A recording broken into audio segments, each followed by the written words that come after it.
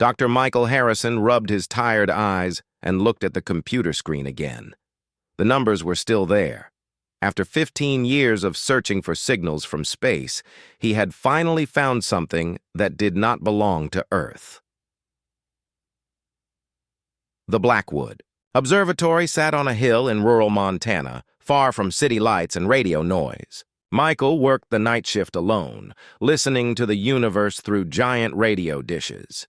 Most nights brought only static and the usual cosmic sounds, but tonight was different. The signal came from a point in space between Earth and Mars. It pulsed in patterns that made Michael lean forward in his chair. The first sequence was simple: one pulse, then two, then three, then five, then eight.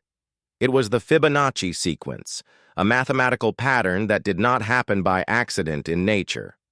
Michael called his supervisor, Dr. Janet Ross, at home.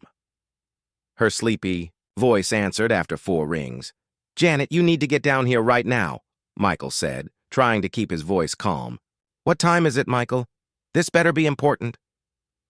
"It is 3 in the morning, and yes, this is the most important call I will ever make. We have contact." The line went quiet for 10 seconds. Then Janet spoke in a voice that was suddenly very awake. "I will be there in 20 minutes. Do not call anyone else yet." Michael hung up and stared at the screen. The signal continued its mathematical dance. After the Fibonacci sequence came prime numbers, then perfect squares. Whatever was sending this signal understood mathematics the same way humans did. 200 miles away, truck driver Jake Thompson was having his own strange night. He had been driving the Interstate 90 route for 12 years and knew every mile of road between Billings and Bozeman. He had seen deer, elk, bears, and once even a mountain lion cross the highway. But he had never seen anything like what hung in the sky ahead of him. The object was huge, easily the size of 3 football fields. It had a triangular shape and made no sound at all. Street lights and stars reflected off its surface in ways that hurt Jake's eyes to look at directly. The craft hung about 500 feet above the highway, perfectly still. Jake pulled his 18-wheeler to the side of the road and stepped out. The night air was cold and crisp. He could hear his truck engine cooling and the distant sound of another vehicle approaching from behind. But the giant triangle in the sky made no noise at all. Jake took out his phone and tried to take a picture, but the screen showed only darkness where the craft should be. He tried video mode with the same result. Whatever material covered the object did not reflect light in a way his phone could capture. The approaching vehicle turned out to be a police cruiser. Sheriff Emma Rodriguez had received 3 calls in the past hour about strange lights in the sky. She expected to find the usual suspects: drunk college students, people seeing Venus through atmospheric distortion, or someone flying an illegal drone. She did not expect to find Jake Thompson, one of the most reliable drivers on her stretch of highway, standing next to his truck and pointing at something she could not immediately see. "Evening, Jake. What seems to be the problem?" Jake pointed up. "You tell me, Sheriff. That thing has been sitting there for 10 minutes. Emma looked up and saw it. Her training kicked in immediately. She called dispatch on her radio. "This is Unit 7. I need you to contact the Air Force Base in Great Falls. Ask if they have any aircraft in the area of mile marker 247 on Interstate 90. "Copy that, Unit 7. "Any description of the aircraft?" Emma looked up again. The craft was still there, silent and motionless. "Tell them it is large, triangular, and unlike anything I have ever seen." While Emma waited for a response, more vehicles began pulling over. A family in an SUV, a young couple in a sedan, and an elderly man driving a pickup truck. All of them pointed at the sky and talked in excited voices. Emma noticed something strange. Usually when people claimed to see UFOs, their stories changed each time they told them. Details got fuzzy, times became uncertain, and witnesses often contradicted each other. But everyone here described exactly the same thing in exactly the same way. The craft was triangular. It made no sound. It reflected light in strange ways. It had been visible for exactly 12 minutes when Emma arrived. Every witness gave the same timeline, the same details, and the same description. Back at the observatory, Dr. Ross arrived to find Michael still staring at his screens. The signal had evolved. Now it was sending what looked like a star map, with dots arranged in patterns that matched real constellations as seen from Earth. "How long has this been going on?" Janet asked. 2 hours and 17 minutes. The signal is getting more complex every few minutes. Look at this. Michael showed her the latest transmission. The pattern looked like a mathematical equation, but written in symbols neither of them recognized. "It is like they are testing our intelligence," Michael said. "They started with simple math that any civilization would understand, then moved to more complex concepts." Janet sat down at another computer terminal and began recording everything. "Have you tried responding?" "I was waiting for you. Should we send something back?" "Not yet. Let us see what else they have to say first." The signal changed again. This time it showed what looked like a diagram of the solar system, with all 9 planets in their correct positions. But there was something extra, a small dot moving from beyond Pluto toward Mars. "That is their location," Michael said. "They are showing us where they are coming from." "How long would it take something to travel from Pluto to Mars?" Janet asked. Michael did quick calculations in his head. "At normal rocket speeds, several years. But if they can send signals this complex, they probably have better technology than we do." On Interstate 90, the triangular craft began to move. It did not accelerate gradually like human aircraft. Instead, it simply started moving forward at a steady pace. Jake and the other witnesses watched as it traveled along the highway route, staying about 500 feet above the road. Emma followed in her patrol car, driving slowly with her emergency lights flashing to warn other traffic. The craft moved at exactly 65 miles per hour, the posted speed limit. It seemed to be deliberately pacing itself to human expectations. After 20 minutes of travel, the craft stopped above a large truck stop near Livingston. It hovered there for exactly 5 minutes, as if studying the building and the people below. Then it rose straight up into the sky and disappeared from view in less than 10 seconds. Emma gathered statements from all the witnesses. Their stories remained perfectly consistent. No memory loss, no confusion, no contradictions. Whatever had just happened, the visitors had not tried to hide it or make people forget. At the observatory, the signal suddenly stopped. Michael and Janet looked at their screens showing only normal cosmic background noise. "Did we lose them?" Janet asked. "I do not think so," Michael said. "I think they finished their test." He was right. 12 hours later, observatories around the world began detecting multiple signals from objects entering the solar system. The real visitors were coming, and they had learned that humans were smarter and more observant than they had expected. The first phase of contact was complete. Now the real work would begin. 3 days after the first sightings, the real ships arrived. They came at dawn, appearing over major cities across North America like giant silver islands in the sky. Each ship was perfectly round and nearly 2 miles wide, casting shadows that covered entire neighborhoods. Air traffic controller Lisa Wilson sat at her station in Chicago's O'Hare Airport Tower, watching her radar screen fill with objects that should not exist. The massive craft hung motionless above the city at exactly 10,000 feet, right in the middle of one of the busiest flight paths in the world. Lisa's training kicked in immediately. She had handled emergency situations before, from severe storms to mechanical failures. This was just another problem that needed solving. United 447, turn left heading 270 and descend to 8,000 feet. You have unknown traffic at your 12 o'clock position, 10,000 feet. Control, United 447. Are you talking about that giant flying saucer? Affirmative, United 447. Treat it as stationary traffic and maintain separation. Lisa calmly rerouted. 43 flights in the next hour, creating new flight paths around the alien vessel. The ship never moved, making her job easier than she had expected. By noon, air traffic was flowing normally around the obstacle, as if the 2-mile-wide spacecraft was just another tall building. In downtown Detroit, paramedic David Martinez responded to reports of people collapsing near the alien ship. He expected to find mass panic and hundreds of injuries.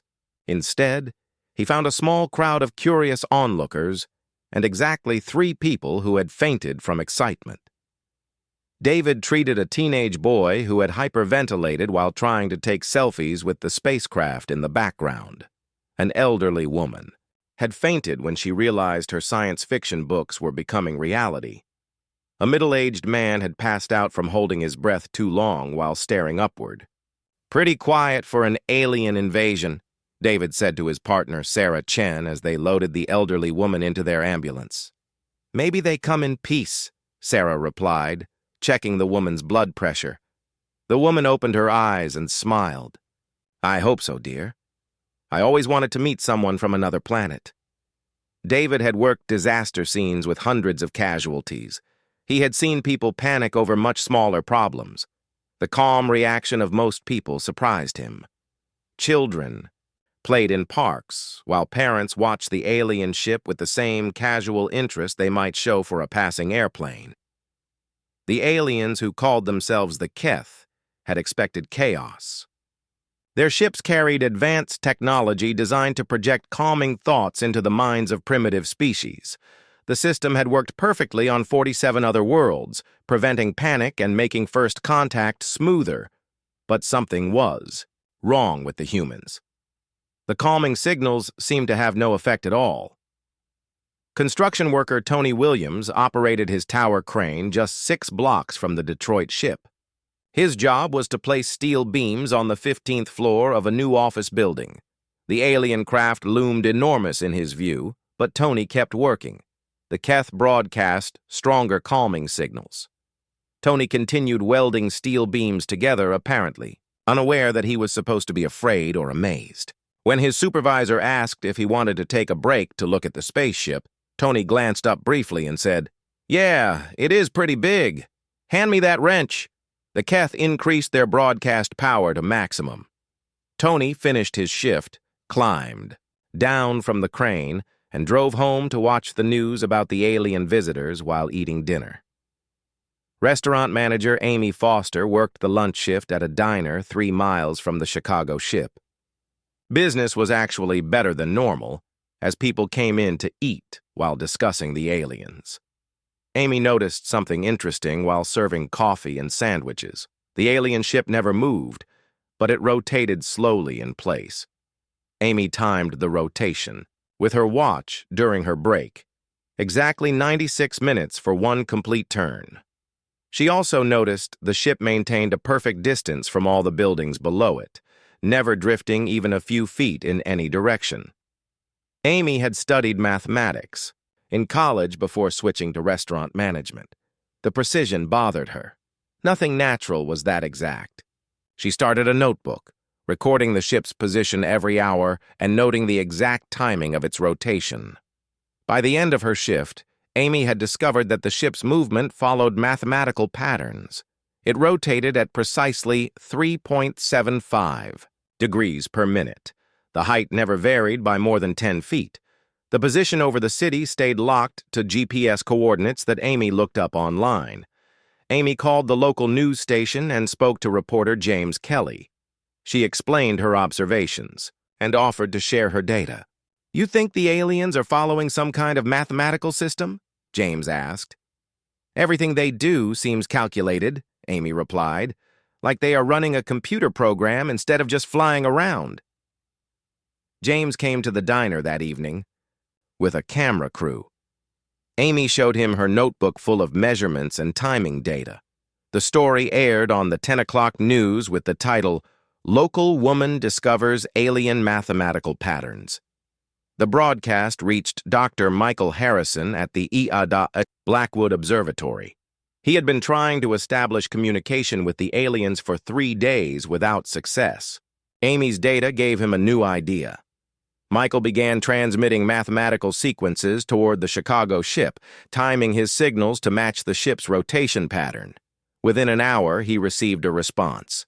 The aliens had finally noticed that humans were not just watching them, but studying them with scientific methods. Across the continent, amateur astronomers set up telescopes in their backyards. Citizen scientists formed online groups to share observations. High school students used stopwatches to time the alien ship's movements during their lunch breaks. The Keth had never encountered anything like this before. Most species either worshipped the visitors as gods, fled in terror, or waited passively for instructions. Humans responded by taking measurements and comparing notes. Dr. Elizabeth Morgan, a linguistics professor at Northwestern University, organized a team of volunteers to monitor all radio frequencies for alien communications. They found dozens of weak signals coming from the ships, all using different mathematical bases and symbolic systems. Elizabeth realized the aliens were not just trying to communicate with humans. They were testing human intelligence by sending increasingly complex puzzles and mathematical problems. They are not here to conquer us or save us, Elizabeth told her research team. They are here to evaluate us. College student Mark Davis used his computer programming skills to create a website where people could submit their observations of the alien ships. Within 48 hours, the site had logged over 10,000 detailed reports from across North America. The data showed that all the alien ships behaved in exactly the same way. Same rotation speed, same altitude, same mathematical precision. Mark's analysis proved that the ships were following identical programming, like a fleet of robots carrying out orders. Meanwhile, the Keth grew increasingly confused. Their psychological evaluation systems showed impossible readings. Humans appeared to be immune to mental influence, resistant to fear, and strangely excited by the presence of superior technology. Commander Vorthak reviewed the reports from his ship above New York City. Every other species had responded predictably to first contact. The Keth had protocols that had worked for thousands of years across dozens of worlds, but humans were different. Instead of begging for help or guidance, they were studying the Keth, ships with scientific methods. Instead of panicking, they were adapting their daily routines around the alien presence. Instead of waiting for contact, they were actively trying to solve the mathematical puzzles the Keth had sent as intelligence tests. "Sir," reported his communications officer, "we are receiving over 300 different attempts at mathematical communication from the surface. The humans have decoded 67% of our test problems in less than 72 hours. Vorthak looked at the data in disbelief. Most species took months to solve even the simplest tests. Some never solved them at all. And the psychological conditioning? No effect, sir. Their minds appear to have natural barriers we cannot penetrate. They are aware of our presence, but show no signs of the expected fear or submission responses." Vorthak realized that everything the Keth knew about first contact would need to be reconsidered. These humans were not behaving like any other species in the galactic database. He opened a communication channel to the Keth High Command. "This is Commander Vorthak reporting on the Earth contact mission. Request immediate consultation. The humans are unexpected." The real first contact was about to begin, and for the first time in their long history, the Keth were not sure what to expect next. 2 weeks after the ships arrived, the aliens finally sent a message that humans could understand. It appeared simultaneously on every television screen, computer monitor, and smartphone in North America at exactly noon Eastern Time. The message was simple. Representatives of Earth will meet with Ambassador Vorthak at Yellowstone National Park tomorrow at sunrise. Come alone and unarmed. Prepare for guidance. President Miller immediately called an emergency meeting with his advisors. Within hours, they selected 3 people to represent humanity. Dr. Elizabeth Morgan, the linguistics professor who had been studying alien communications, retired Marine Colonel James Foster, and NASA Administrator Robert Taylor. Elizabeth felt nervous as she drove through Yellowstone's gates at 5 in the morning. The park had been closed to tourists for the meeting. Only park rangers and a small military escort remained, stationed far enough away to avoid interfering but close enough to help if needed. The meeting site was a large meadow near Old Faithful Geyser. A small alien craft sat in the center of the field, perfectly round and about the size of a school bus. It made no sound and showed no lights. At exactly sunrise, a door opened in the side of the craft. Ambassador Vorthak stepped out, and Elizabeth got her first close look at an alien being. Vorthak stood 7 feet tall and had gray skin that looked smooth like polished stone. His head was larger than a human head, with big black eyes and no visible nose or ears. He wore a simple silver robe and moved with careful, precise steps. "Greetings, humans of Earth," Vorthak said in perfect English, though his mouth barely moved. The words seemed to come from inside Elizabeth's head. "I am Ambassador Vorthak of the Keth Confederation. We welcome you to the galactic community." Colonel Foster stepped forward and saluted. "Colonel James Foster, United States Marines retired. This is Dr. Elizabeth Morgan and Mr. Robert Taylor. We are honored to meet you, Ambassador." Vorthak looked surprised by the formal military greeting. Most species either fell to their knees in worship or cowered in fear during first contact. These humans stood straight and looked him directly in the eyes. "Your species shows unusual composure," Vorthak said. "This will make our work easier." "What work is that?" Elizabeth asked, pulling out a notebook and pen. Vorthak paused. No species had ever interrupted him during the formal greeting to ask questions. "The work of bringing your people into proper civilization, of course. The Keth Confederation has guided over 200 worlds from primitive chaos to peaceful order." Robert Taylor raised his hand like a student in class. "Excuse me, Ambassador, but Earth is not in chaos. We have our problems, but we are working on them. What exactly do you mean by guidance?" Another pause. Vorthak had never been asked to explain the guidance process. Every other species had been grateful just to receive it. Young civilizations require direction from older, wiser cultures, Vorthak explained slowly. "We will teach you proper technology, correct social structures, and efficient resource management. In exchange, your world will join the Confederation and contribute to galactic stability," Elizabeth wrote quickly in her notebook. "What does contribution to galactic stability involve?" "Your planet will provide raw materials and labor for Confederation projects. Your people will be relocated to more suitable worlds where they can be properly supervised. Earth will become a mining and agricultural center." The three humans looked at each other. This was not the friendly contact they had hoped for. Colonel Foster cleared his throat. "Ambassador, with all due respect, that sounds less like guidance and more like conquest." "Conquest is a primitive concept," Vorthak replied. "The Confederation does not conquer. We elevate. Every species we have guided has benefited greatly from our wisdom." "What if we prefer to remain independent?" Robert asked. Vorthak tilted his large head. "Independent from what?" "Independent from the Confederation. We would like to establish trade relations and cultural exchange, but we want to keep control of our own planet and our own decisions." The alien ambassador stood silent for nearly a minute. Finally, he spoke in a voice that seemed confused. "No species has ever requested independence from Confederation guidance. Such a request makes no logical sense. You are young and primitive. We are old and advanced. Obviously, we must guide you." Elizabeth looked up from her notes.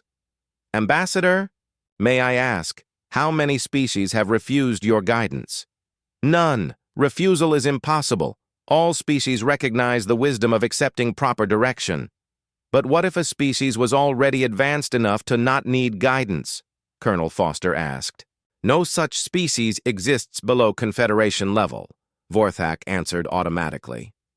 Robert leaned forward. "How do you measure advancement? What makes the Confederation more advanced than humanity?" Vorthak began listing achievements. "We have mastered faster-than-light travel. We have eliminated war on our worlds. We have perfect social order.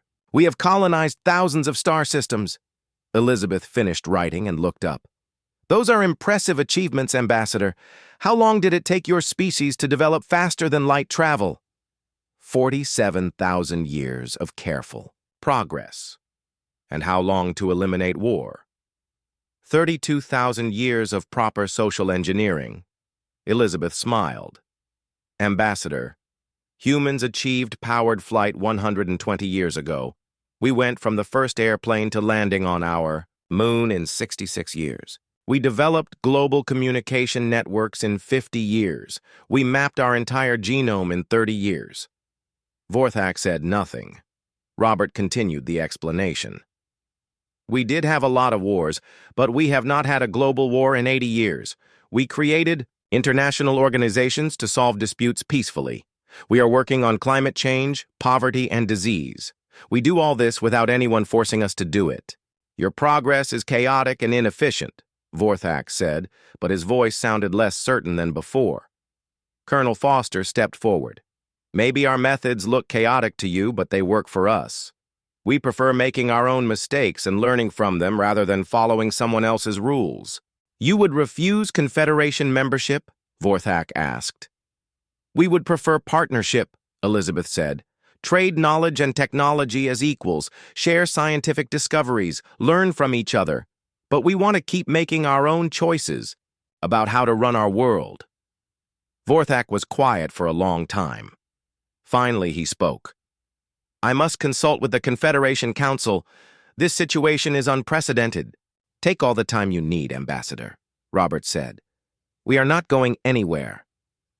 After Vorthak returned to his ship and left, the three humans sat on a fallen log near the geyser. Do you think we made a mistake? Elizabeth asked. Their technology could solve a lot of our problems. Colonel Foster shook his head. Technology you do not earn yourself is technology you do not truly understand. If we let them solve our problems for us, we stop growing as a species. Besides, Robert added, did you notice something about everything he described?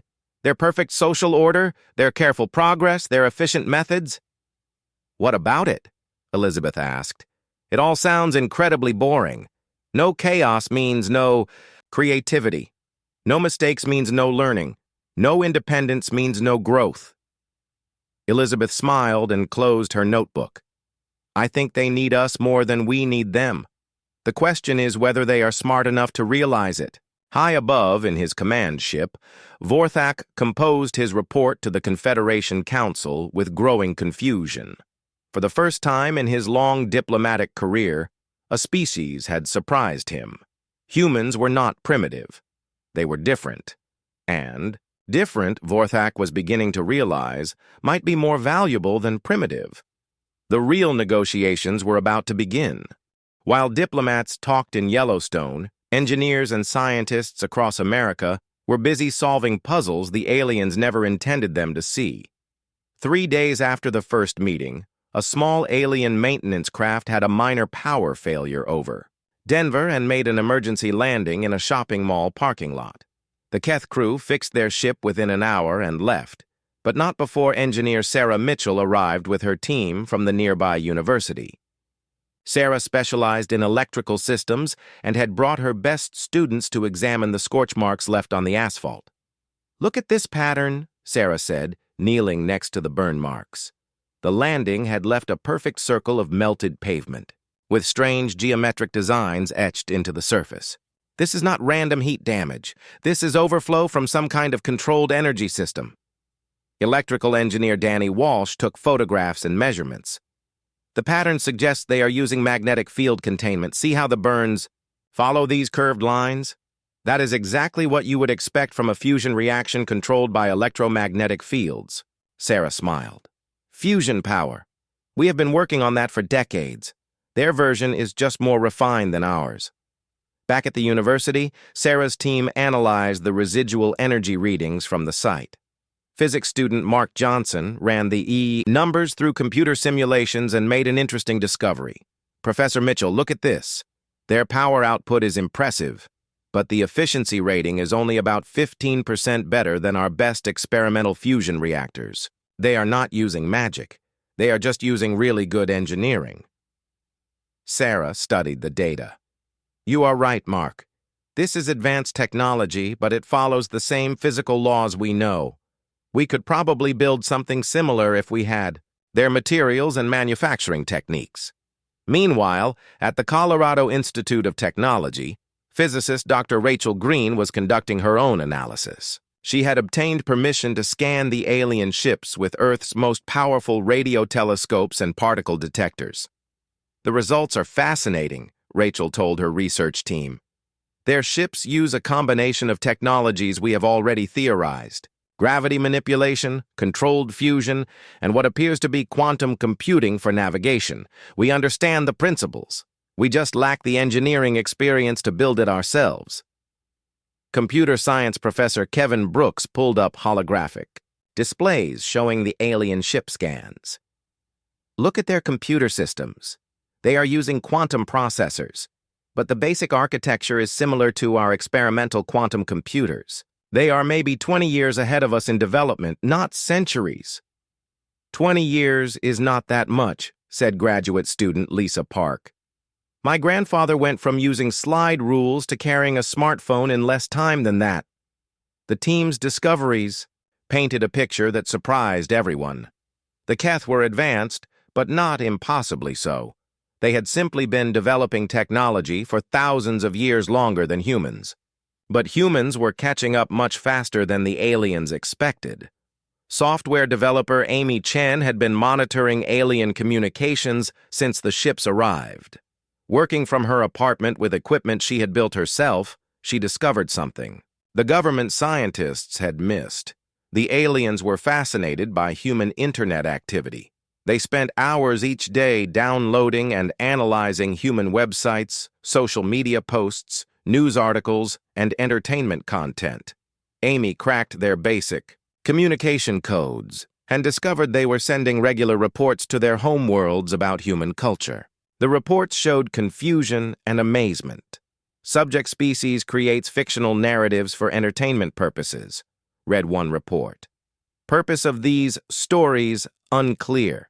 No practical value detected, yet humans spend significant resources creating them. Another report stated, humans create music with no functional purpose. Sounds serve no communication need, yet trigger emotional responses. Recommend further study. Amy realized the aliens had achieved their advanced civilization through pure logical efficiency. They had eliminated art, music, literature, and entertainment as unnecessary distractions. Their entire culture focused on practical advancement and social order, but they were discovering that human creativity produced unexpected solutions to problems. Human art and music showed ways of thinking that pure logic could not achieve. Computer technician Laura Davis worked for the Department of Defense and had been tasked with analyzing alien behavior patterns. After weeks of study, she noticed something important. The aliens were incredibly predictable. Their ships followed exact schedules. Their communications used identical formats. Their responses to human actions were consistent and logical. They are thinking like computers, Laura explained to her supervisor. Every decision follows established protocols. They have procedures for everything, and they never deviate from those procedures. Is that a weakness? Her supervisor asked. It could be. They expect other species to be equally predictable, but humans are not predictable. We change our minds, we try new approaches, we make decisions based on instinct and emotion.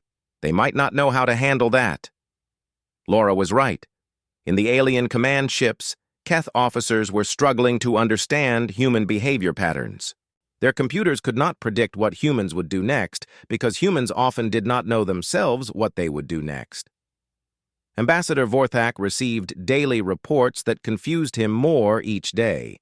Humans were working around the clock to understand Keth technology, but they were also creating new art, music, and literature inspired by the contact with aliens.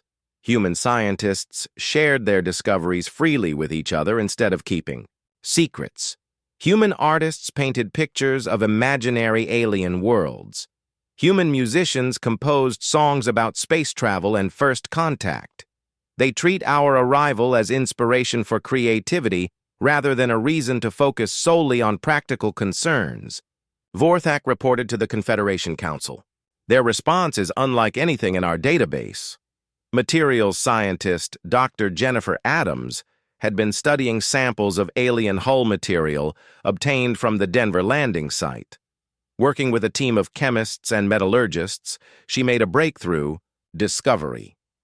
Their hull material is a titanium alloy strengthened with carbon nanotube structures, Jennifer announced at a press conference. We have all the base materials here on Earth. We just need to learn their manufacturing process. Jennifer's team began experimenting with different combinations of Earth materials. Within 2 weeks, they had created a new alloy that was actually stronger than the alien hull material by using rare Earth elements the aliens did not have access to on their home worlds. Earth has a unique mineral composition, Jennifer explained. Elements that are rare elsewhere in the galaxy are common here. We might be able to make materials they cannot produce themselves. The news reached the Keth ships immediately. For the first time since arriving at Earth, the aliens realized they might have something to learn from humans, rather than just teaching them. Agricultural specialist Tom Robinson had been thinking about food production on alien worlds.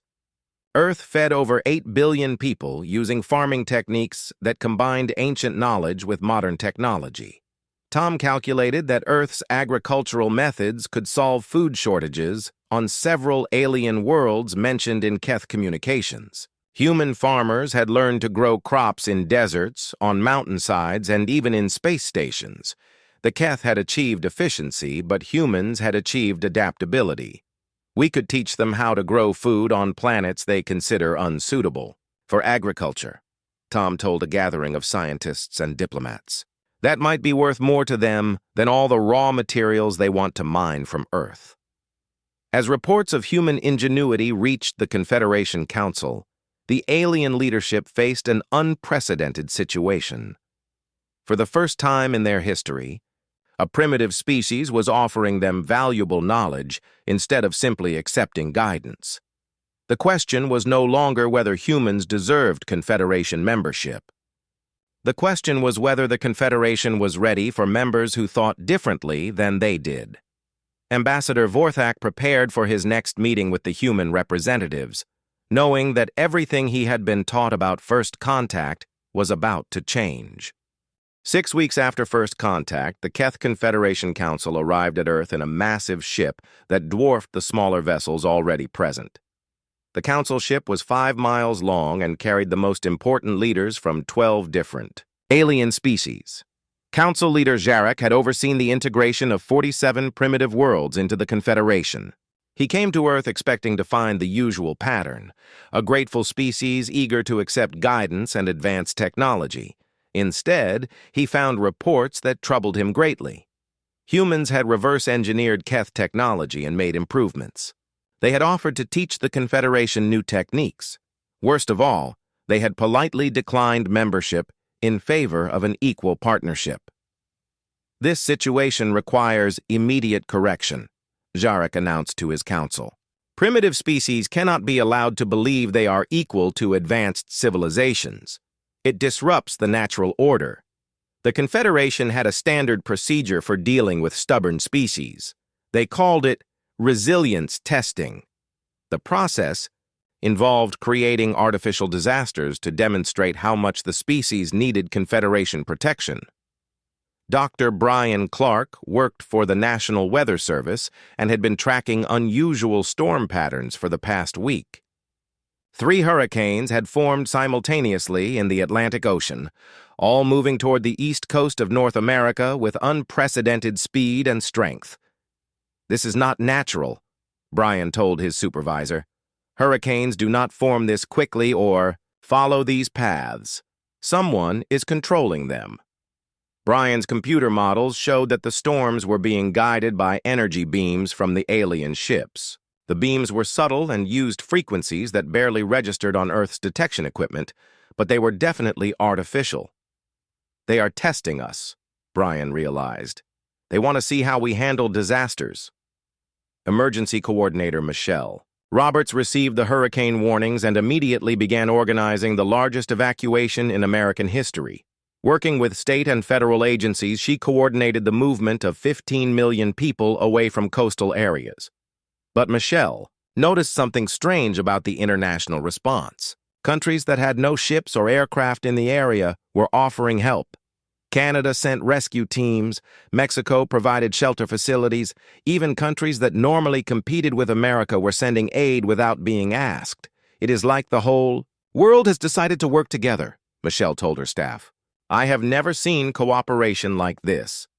The reason was simple. Humans recognized that the alien test was not just aimed at America.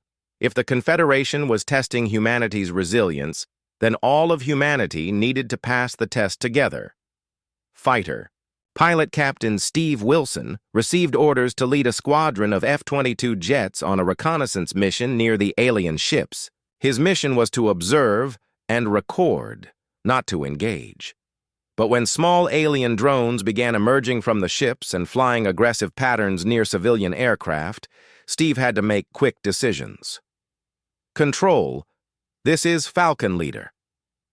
The alien. Drones are intercepting civilian evacuation flights. Request permission to intervene. Negative, Falcon Leader. Maintain observation only. Steve watched an alien drone approach a passenger jet carrying evacuees from Miami.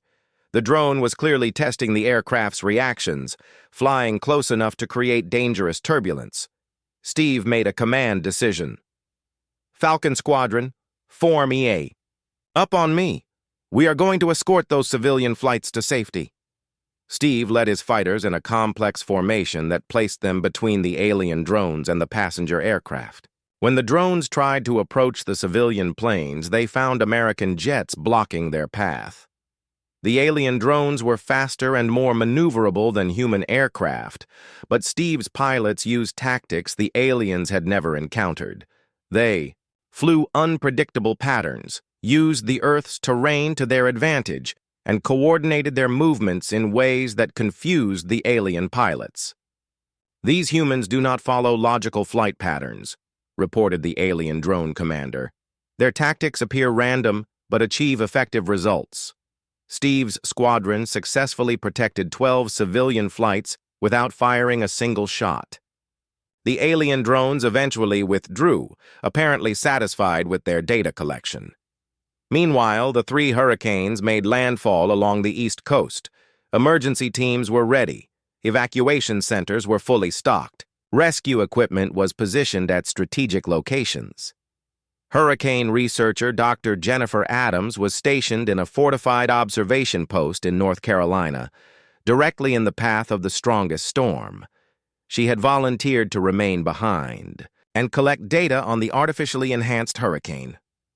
Wind speeds are holding steady at 190 miles per hour, Jennifer reported to the National Weather Service. The eye wall is maintaining perfect symmetry. This storm is definitely being controlled. But even with alien enhancement, the hurricane could not overcome human preparation. Buildings had been evacuated and secured. Coastal areas were empty. Emergency shelters were built to withstand winds much stronger than any natural storm. The aliens had expected massive casualties and widespread panic. Instead, they found empty cities and well-organized rescue operations. Dr. Kevin Brooks monitored alien communications from his computer lab and discovered that the Confederation was becoming frustrated. Their resilience test was supposed to prove that humans needed alien protection. Instead, it was proving that humans could handle disasters better than most Confederation species. They are increasing the intensity of their tests, Kevin warned government officials. The next phase will probably involve multiple disasters at the same time. Kevin was right. The aliens triggered artificial earthquakes in California while maintaining the hurricanes on the East Coast. They also created massive storms over the Great Lakes and started wildfires in Colorado. But humans had learned to expect the unexpected. Disaster response teams were already in position. International aid was flowing smoothly. Scientists were sharing data in real time to predict where the next artificial disaster might strike. Agricultural specialist Tom Robinson found himself coordinating food distribution to disaster areas from his office in Kansas. Using techniques developed for global humanitarian crises, he organized the delivery of millions of meals to evacuation centers. "We have enough food supplies to feed everyone for 6 months," Tom reported to federal coordinators. "The real challenge is transportation, but we have that covered too." Truck drivers, pilots, and ship captains from around the world volunteered to deliver supplies to disaster areas. Many of them were the same people who had witnessed the first alien ships and remained calm and observant instead of panicking. Ambassador Vorthak watched the human response with growing amazement. Every disaster the Confederation created was met with efficient, coordinated action. Humans were not just surviving the tests. They were treating them as opportunities to demonstrate their capabilities. "Council Leader Jarak," Vorthak reported, "the resilience testing is producing unexpected results. The humans are responding to artificial disasters more effectively than most Confederation species respond to natural ones." "Increase the test. Intensity," Jarak ordered. "All species break eventually, but humans did not break."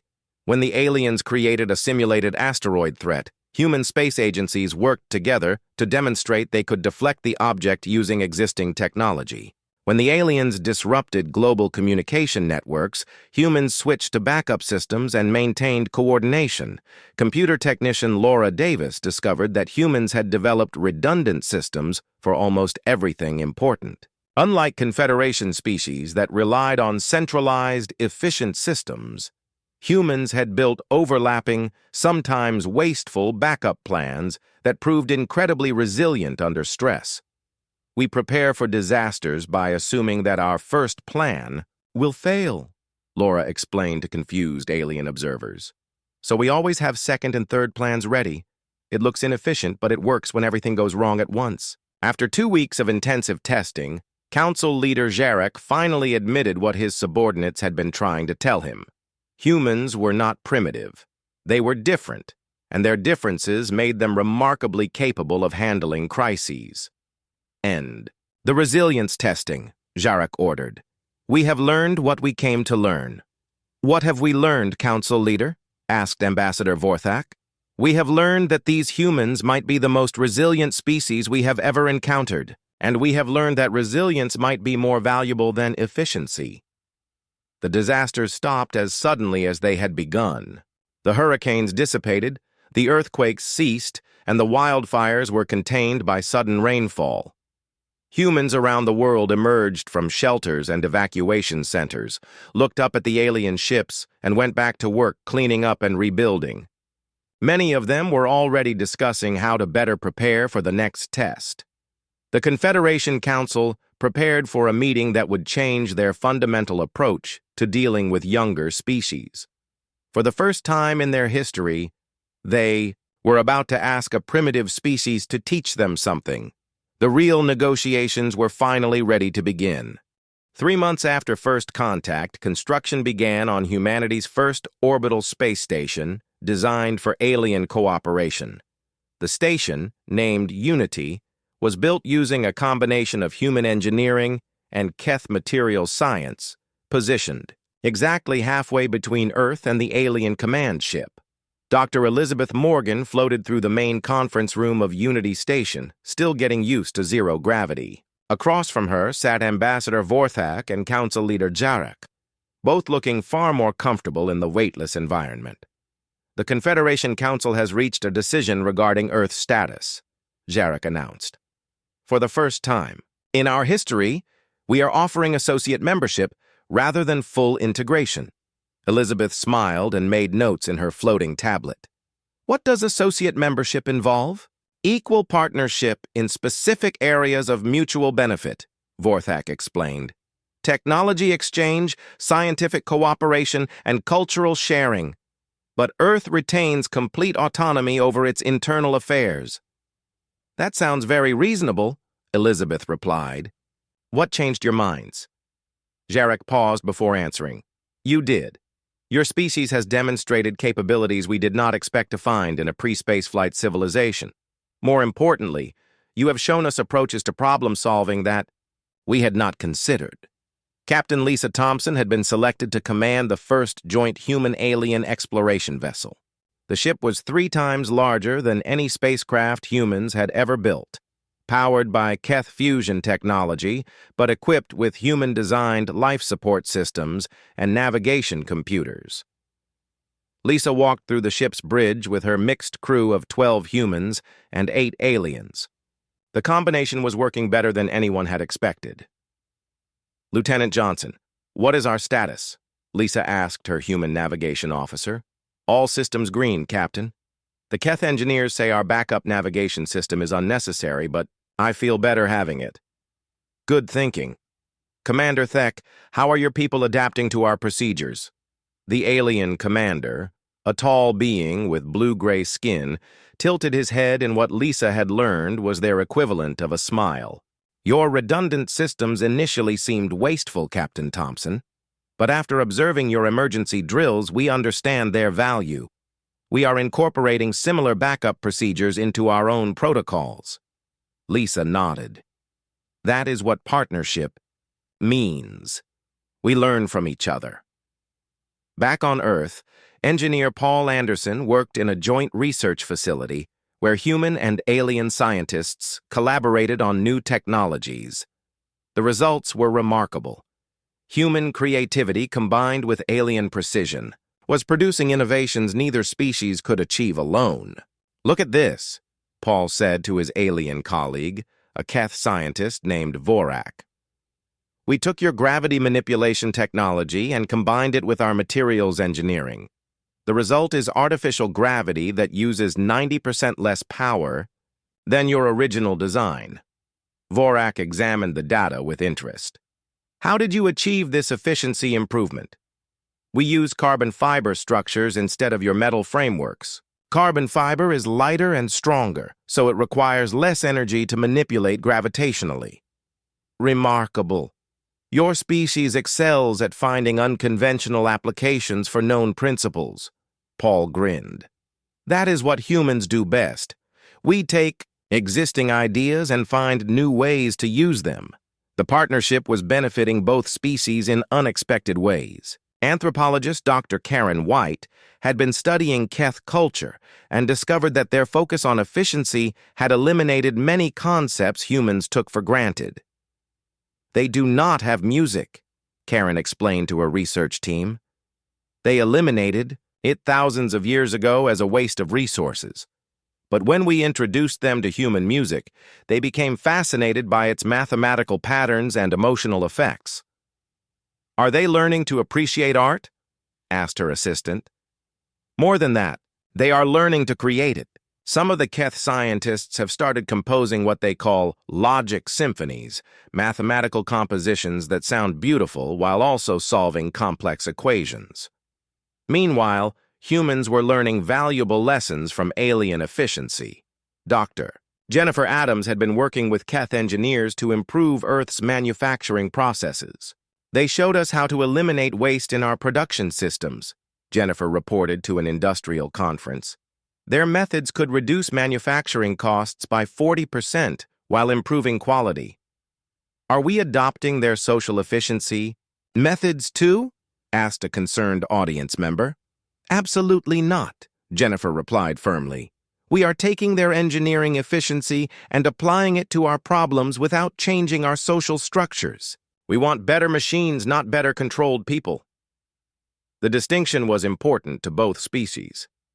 Humans were fascinated by Keth technology, but had no interest in adopting their rigid social systems.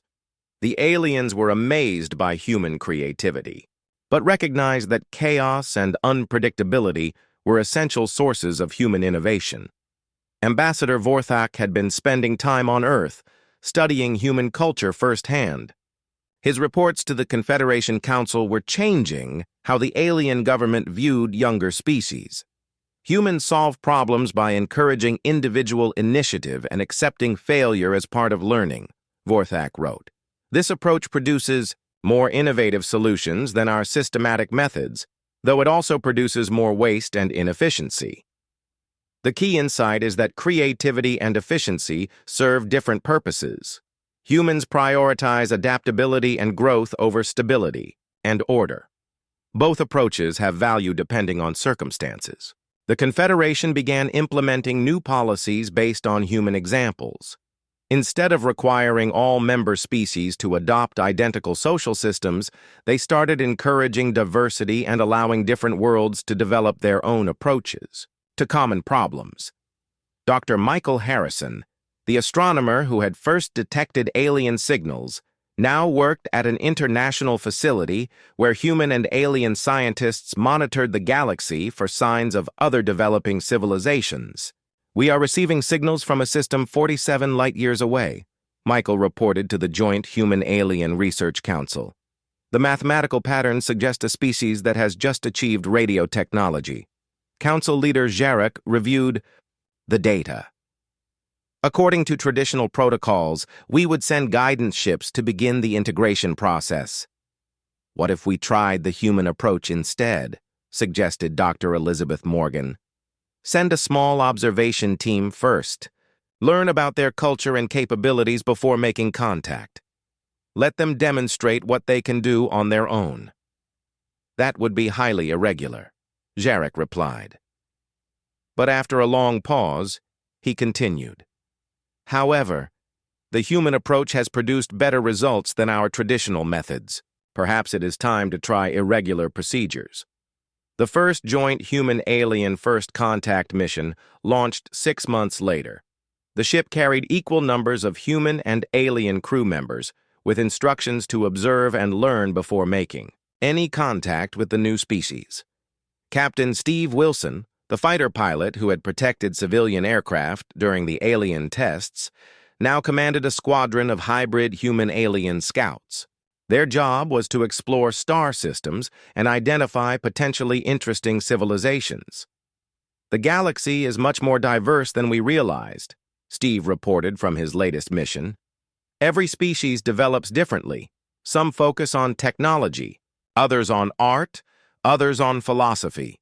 The Confederation's old approach of making everyone identical was wasting incredible potential. Children on Earth grew up learning about alien science in school, while alien youngsters studied human creativity and problem-solving methods. The cultural exchange was producing a generation that thought differently than their parents."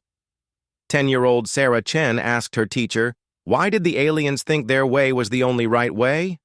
"Because they had been successful for a very long time," her teacher replied. "When something works, it is natural to think it is the best way. But humans showed them that different approaches can work just as well or even better. So there is no one right way to do things." "That is exactly right, Sarah.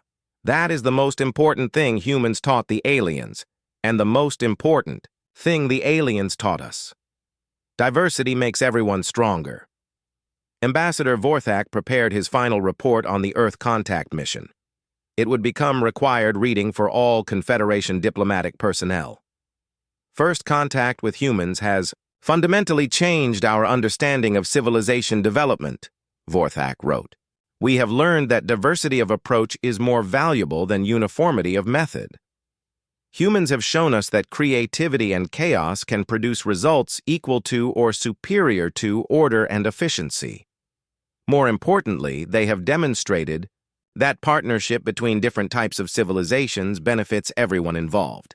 The Confederation's future success will depend on our ability to appreciate and encourage diversity rather than seeking to eliminate it. Humans have become our teachers in this regard, and we are better for learning from them." Dr. Elizabeth Morgan sat in her office at Unity Station, looking out at Earth through the large observation window. Alien ships moved peacefully through Earth's orbital space, their crews working alongside human astronauts and scientists. The future looked bright. Humanity had achieved something unprecedented in galactic history. They had gained the respect of an advanced civilization without sacrificing their independence or their identity. And in research facilities across the galaxy, other young species were benefiting from the new approach to first contact that humans had inspired. The galaxy was becoming more diverse, more creative, and more resilient because one species had refused to accept that there was only one right way to grow up among the stars. Children on hundreds of worlds would grow up in a universe where being different was considered valuable rather than primitive. And that, Elizabeth realized, might be humanity's greatest gift to the galaxy. The partnership of equals had become a partnership that made everyone stronger.